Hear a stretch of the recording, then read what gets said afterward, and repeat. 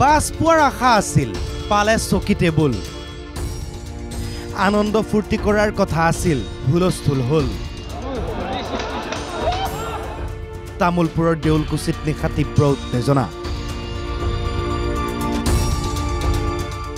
প্ৰথম পুৰস্কাৰ ultra bus,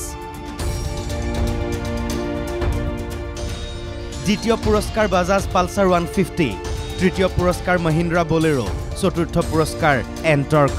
তেনেকৈ আছে কেইবাটাও লাখটকীয়া পুৰস্কাৰ।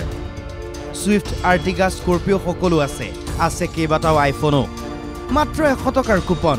এই লোভ সামৰিব নোৱাৰি। হাজাৰ হাজাৰ লোকে এই লটাৰীৰ টিকট কাটিলে।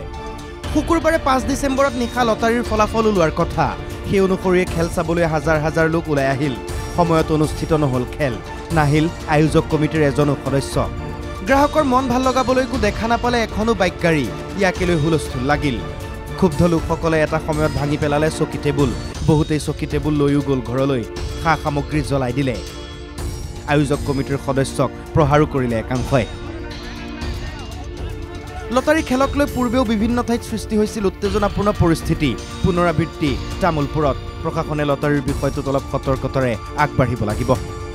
নয়ন কলিতাৰ ৰিপৰ্ট, NKTV+।